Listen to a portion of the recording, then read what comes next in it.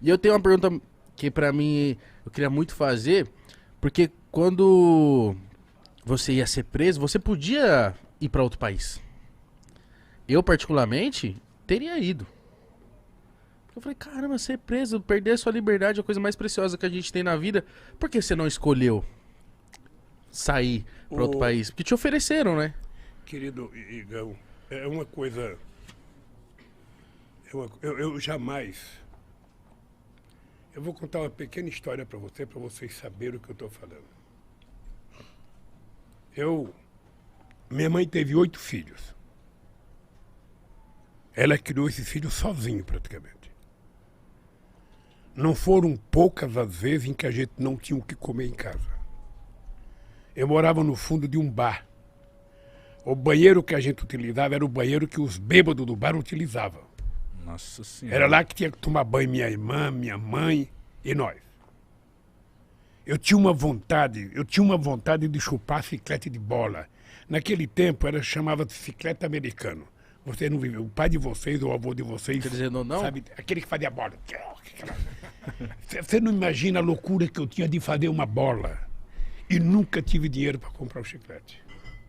Eu trabalhava quando o meu tio ia no banheiro do bar, ele pedia para mim tomar conta do bar, eu poderia roubar um chiclete e levar para casa.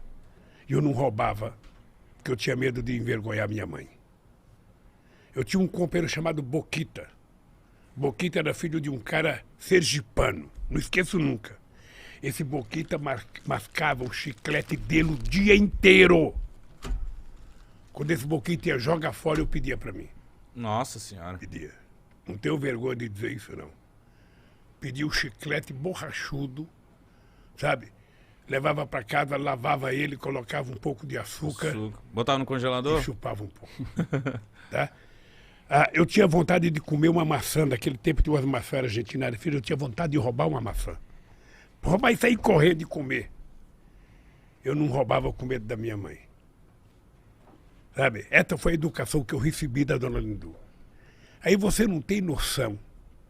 Eu jamais imaginei na minha vida que eu ia sofrer o que eu sofri de ataque de corrupção. Com essa gente, com esses bandidos sabendo que eu não tinha feito. Então, eu poderia ter saído do Brasil. Eu poderia ter ido para outro país, eu poderia ter ido para uma embaixada, mas eu tomei a decisão de que eu tinha que ir para Curitiba, eu tinha que ir para a Polícia Federal. Eu precisava provar que o Moro era mentiroso. Eu precisava provar que a Força-Tarefa de Curitiba era uma quadrilha.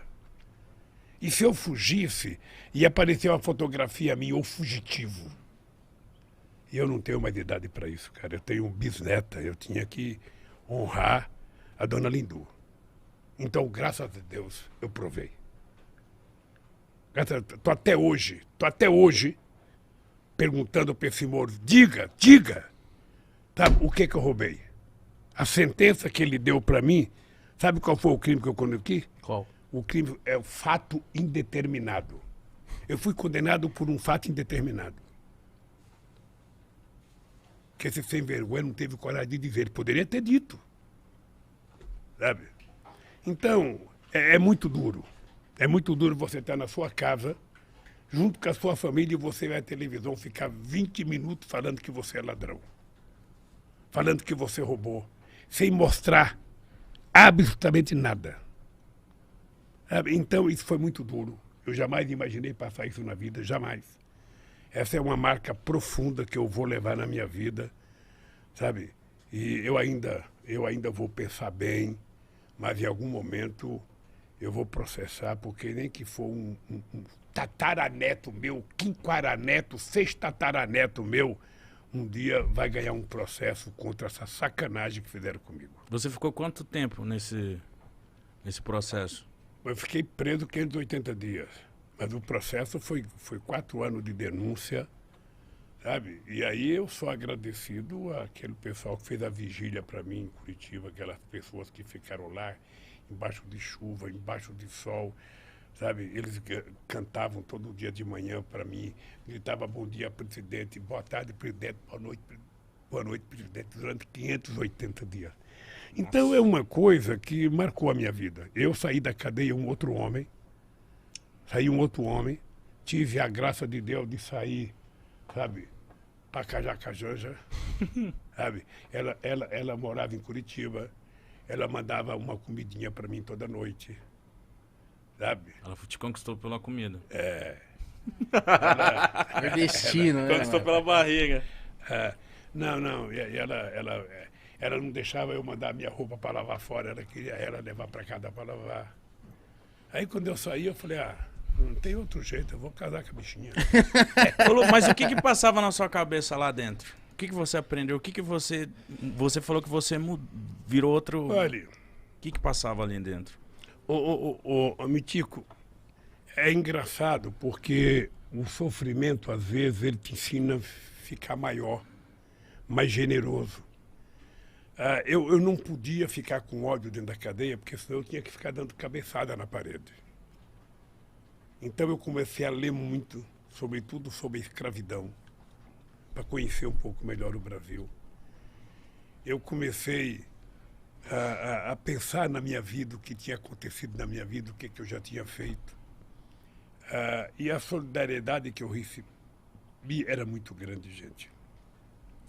Nunca tinha acontecido com um ser humano o que aconteceu comigo. Nunca. Sabe, a vigília foi uma coisa muito forte na minha vida. Muito forte. Então, eu saí generoso, eu saí pensando em casar com a Janja e sair da política, sabe? Vou viver minha vida. Mas não tem jeito, sabe? Durou quanto tempo esse pensamento? A política é como uma cachaçinha. Você... Falei, eu não quero, mas tomou a primeira, você vai em frente.